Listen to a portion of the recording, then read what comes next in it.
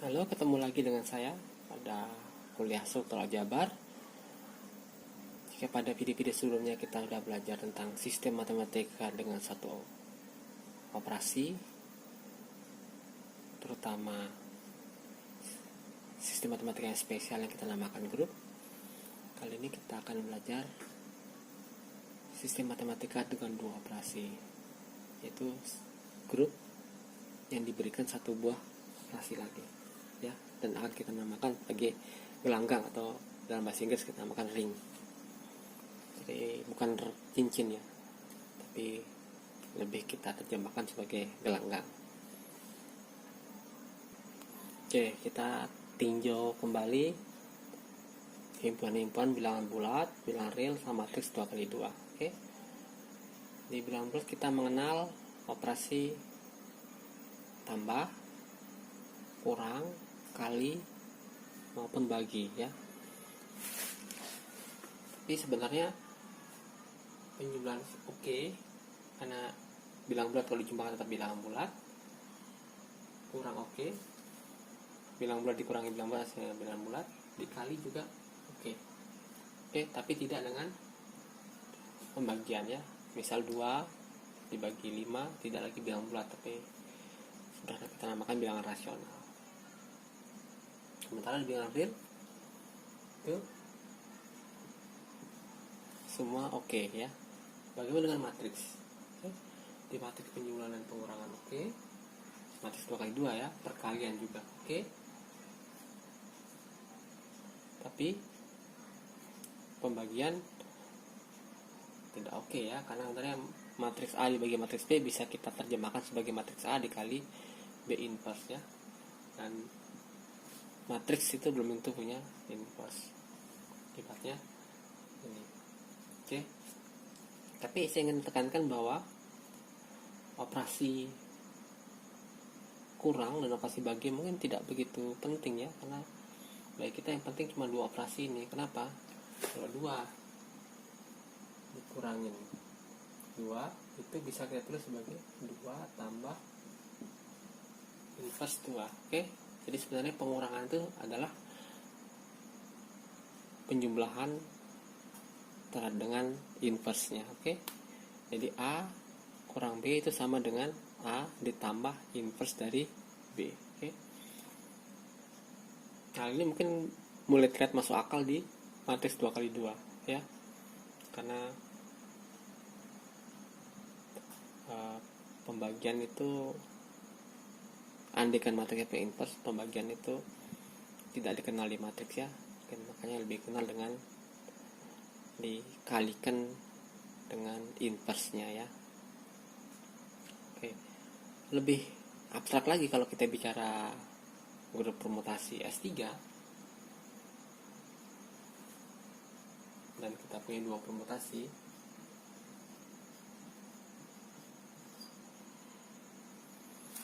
operasinya kan tidak bentuk tambah gitu, ya. Jadi gimana kembalikan operasi tambah? Sebenarnya ya ditambah atau mungkin dioperasikan dengan inverse-nya. Oke, itu lebih masuk akal. Makanya kita hanya membahas dua buah operasi saja. Jadi sistem matematika dengan dua buah operasi, tambah dan kali. Oke, tambahnya itu berkaitan dengan operasi jumlahnya, dan kali operasi kali, tapi tidak benar-benar seperti operasi yang kita kenal, ya. Bisa jadi berbeda, ya, jumlahnya seperti apa, kalinya seperti apa. Oke.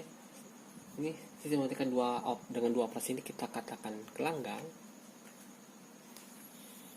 apabila yang pertama adalah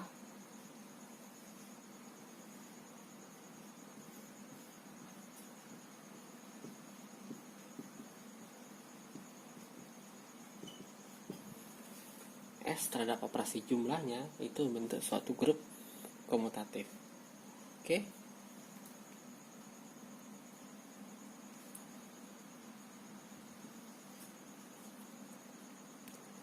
Yang kedua, dengan operasi kali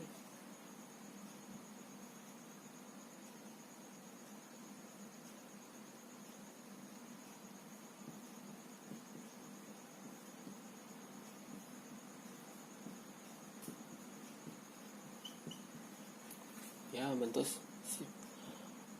dia memenuhi sifat asosiatif atau katakan aksioma asosiatif perkalian ya. Oke. Yang kedua, nah masalah yang kedua ini sedikit berbeda pada berbagai buku ya, yaitu kalau di beberapa buku dikatakan harus memiliki unsur satuan ya, tapi sebenarnya tidak memiliki unsur satuan pun tidak dipermasalahkan ya. Nah di sini unsur identitas terproporsi jumlah itu kita katakan 0 ya. Kita simpulkan dengan 0 walaupun belum itu 0 yang biasa kita kenal ya. Dan unsur satuan di operasi kali kita namakan 1 ya. Jadi unsur identitas penjumlahan kita namakan 0, unsur identitas perkalian kita namakan 1. Oke. Dan sekali lagi, itu bukan 0 1 yang biasa kita kenal, belum tentu ya, walaupun seringkali kita gunakan yang itu. Oke. Ini jadi saya ngikut yang lebih umum ya, bahwa tidak mesti ada unsur satuan. Nah, yang ketiga itu adalah memenuhi sifat distributif ya. A dikali B tambah C itu sama dengan B tambah C ya. Ini kita katakan sifat distributif kiri ya. Jadi A nya bisa dari kiri bisa berdistribusi ke dalam, atau yang kedua adalah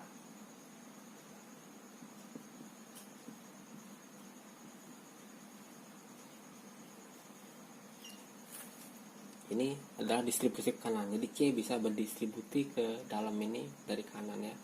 Jadi C kali A, C kali B. Oke. Jadi ini definisi gelanggang.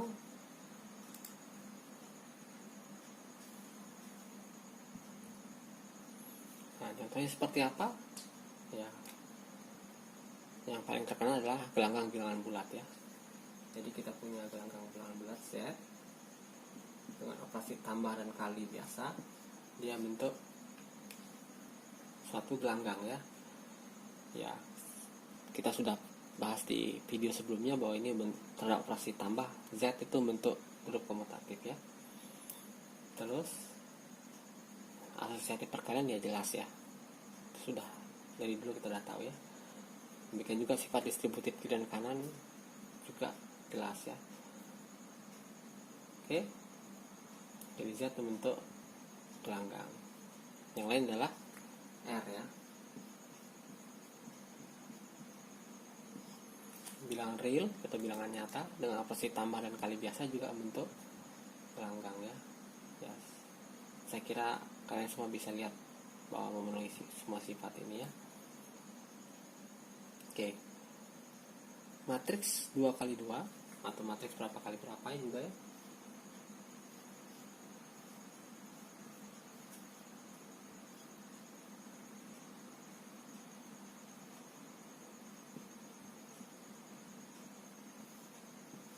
Matriks n kali n atau matrik persegi lah intinya ya, dengan komponen bilangan real terhadap operasi penjumlahan matriks dan perkalian matriks itu juga membentuk sebuah gelanggang. Oke.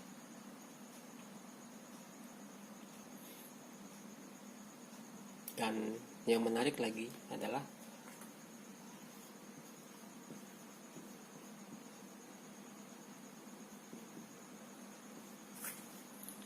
himpunan bilangan bulan bulat genap dengan operasi tambah dan kali juga membentuk sebuah gelanggang.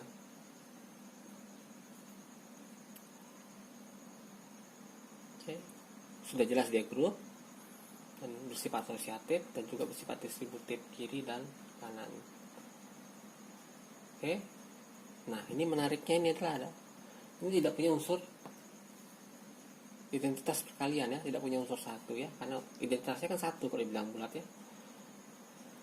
Jadi identitasnya kalau dikali apa aja identitas itu hasilnya bakal sama, tapi tidak ada sini 1 ya, karena selain 1 dan min 1 dia tidak,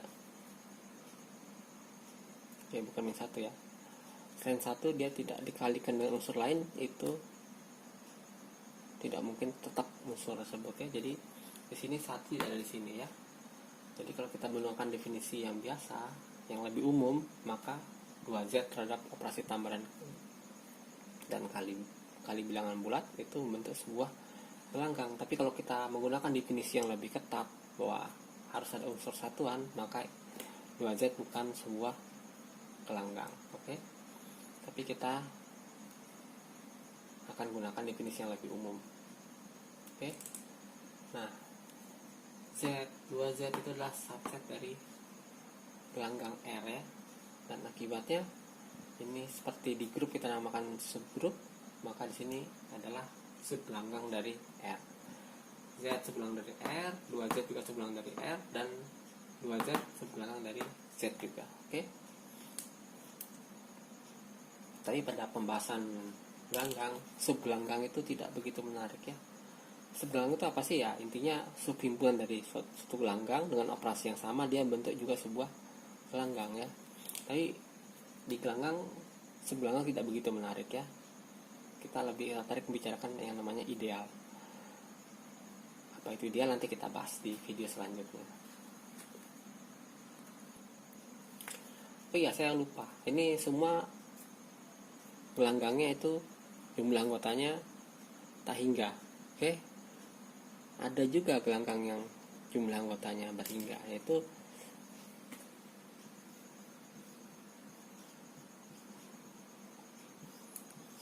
Zn ya, yaitu himpunan bilang dengan operasi jam tadi ya, tambahnya kalinya juga ngikutin jam.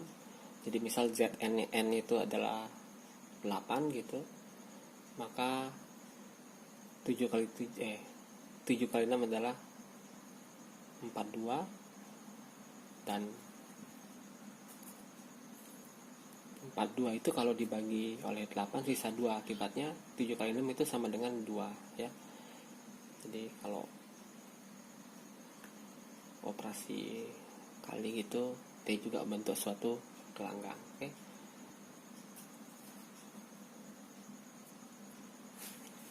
Tapi mungkin ada setidaknya 2 atau 3 sifat penting dari gelanggang.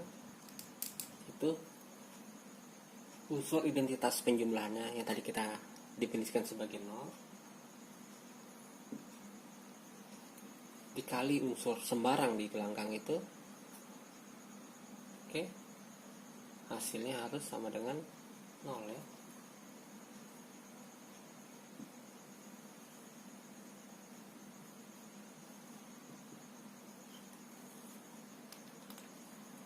Oke, ini tidak ada di sifat, tidak ada di sifat yang ada tadi di definisi gelanggang, tapi ini sendiri oke, bisa kita buktikan ya.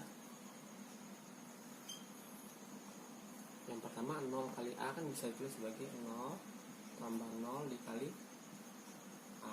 Oke, kita tahu 0 tambah 0 sama dengan 0 karena ini grup terhadap operasi jumlah ya. Jadi identitasnya ditambah identitas, hasilnya identitas ya.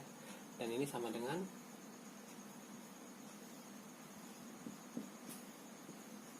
0 kali A tambah 0 kali A ya, karena sifat distributif tadi ya.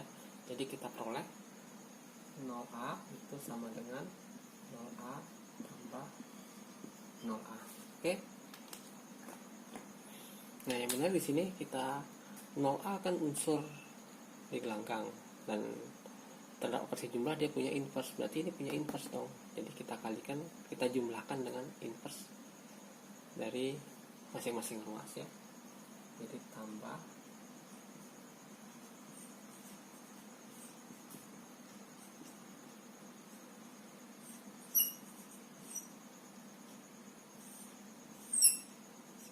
oke. Jadi kita tambah 0A ditambah negatif inverse 0A atau negatif 0A ditambah negatif 0A. Oke. Mungkin perlu saya kasih terminologi bahwa inverse terhadap operasi jumlah itu kita katakan negatifnya, dan inverse terhadap operasi kali kita katakan inverse yang biasa ya. Jadi itu sekedar perjanjian saja sih sebenarnya, tidak begitu masalah ya. Nah ini tambah ini hasilnya adalah 0 ya. Nah ini dengan sifat sifat asosiatif penjumlahan, ini tambah ini hasilnya 0, jadi sama dengan 0A. Oke. Jadi 0 kali A pasti harus sama dengan 0 ya.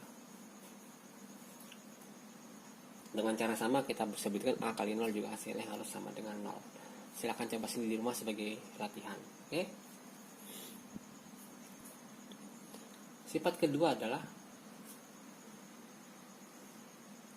kalau A dikali negatif B itu sama dengan negatif A dikali B tambah sama dengan negatif A dikali B. Oke, untuk yang ini saya akan buktikan ini sama dengan ini ya, yang tengah. Kalian coba sendiri di rumah nanti ya, sebagai latihan. Jadi A kali min B sama dengan min AB.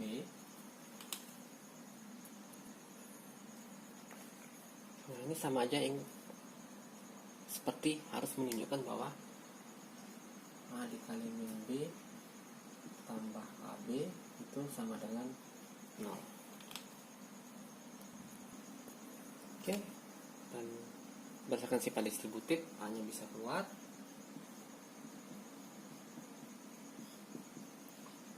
Oke. Padahal kita tahu bahwa ini sama dengan 0, jadi A kali 0 sama dengan 0. Oke.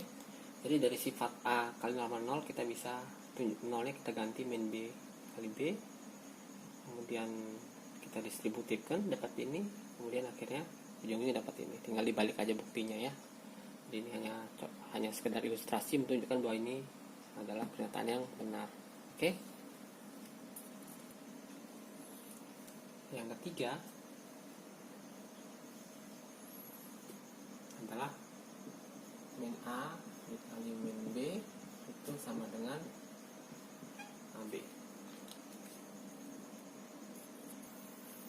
Oke, ini sebenarnya mudah ya, yang ketiga ini buktinya. Menurut definisi ini min B nya kita tulis sebagai C boleh ya, tapi anggap aja ini B nya ini negatif ya, bahan negatifnya ini boleh keluar ya. Jadi min A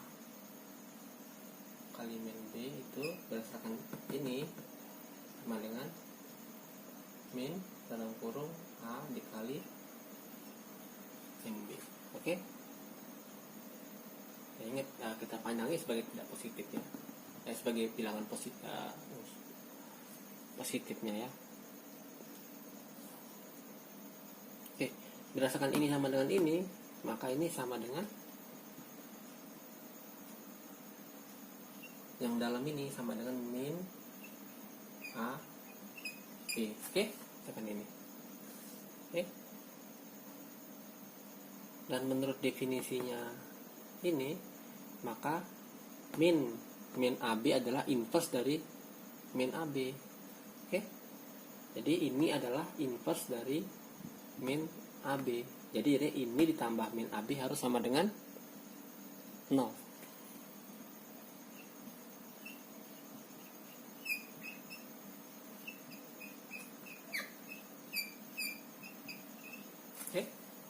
Akibatnya ya mudah dilihat bahwa min A dikali min B sama dengan AB ya. Jadi terpenuhi ada sifat ketiga. Jadi ini sekedar ya sifat dasar yang perlu kita tahu, dan ini kan banyak digunakan. Oke. Dan di sini sudah kita buktikan bahwa ini berlaku di gelanggang apapun itu. Nah, kita punya terminologi lagi, yaitu namanya gelanggang komutatif ya. Ini S dikatakan gelanggang komutatif. Oke. Kalau terhadap operasi kali dia komutatif, karena terhadap operasi jumlah dia sudah komutatif jelas ya.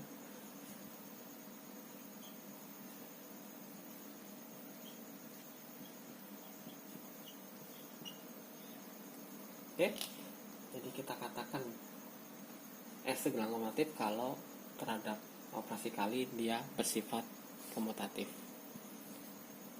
Oke, nah berdasarkan definisi tadi bahwa gelanggang itu tidak mesti harus ada unsur satuan ya, tapi kalau kita katakan gelanggang dengan unsur kesatuan berarti dia memuat unsur kesatuan. Kalau tidak disebutkan itu, kita asumsikan bahwa gelanggangnya tidak mesti harus punya unsur kesatuan. Oke, saya akan perkenalkan satu definisi lagi gitu, yaitu namanya homomorfisme gelanggang. Oke, di grup pada video sebelumnya kita sudah mengenal ada homomorfisme grup, yaitu yang mengawetkan operasi tambahnya ya. Jadi kalau kita punya pemetaan dari suatu grup ke grup lainnya, kita katakan dia homomorfisme kalau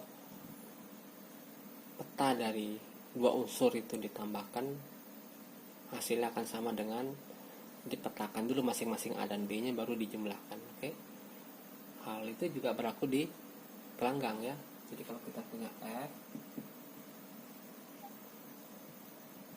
dari gelanggang R ke gelanggang S, oke, dikatakan homomorfisme gelanggang.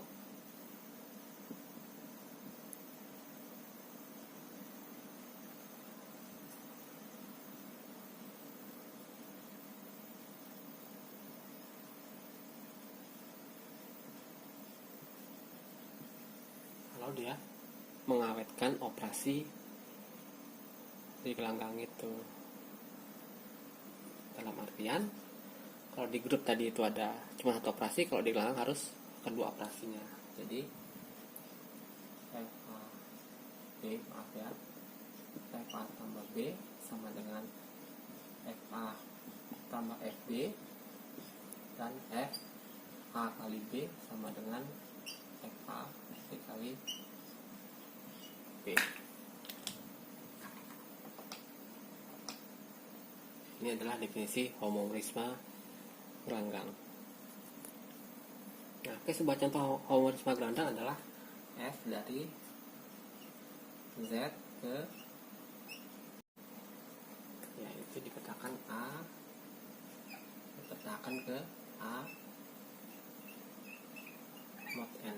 Oke, jadi kalau N nya 7, 1, 2, 3, 0, 1, 2, 3 sampai 6 itu, sampai 6 itu dipetakan ke 0, 1, 2, 3, 4, 5, 6 juga. Tapi kalau punya 8 maka dia akan dipetakan ke 1, kalau punya 10 dipetakan ke 3, karena 10 mod 7 kan adalah 3, sisanya dibagi 7 ya. Nah, ini bentuk suatu homomorfisme, karena kalau B itu sama dengan A plus B mod N ya, dan kita sudah dapatkan di video sebelumnya, ini sama dengan A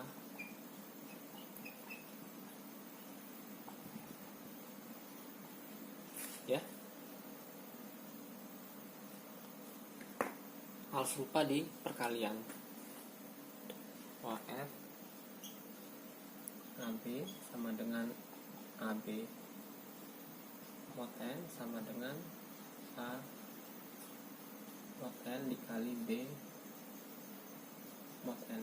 Oke, dan ini menunjukkan bahwa ini Z ke Zn ini bentuk sebuah homomorfisme gelanggang. Oke, sekian kuliah kita hari ini tentang gelanggang dan homomorfisme gelanggang. Pada video selanjutnya kita akan belajar lagi tentang gelanggang, tapi dengan beberapa gelanggang yang spesial. Oke. Jika ada pertanyaan silakan tinggalkan komentar atau silakan hubungi saya langsung. Oke. Sampai ketemu pada kuliah selanjutnya.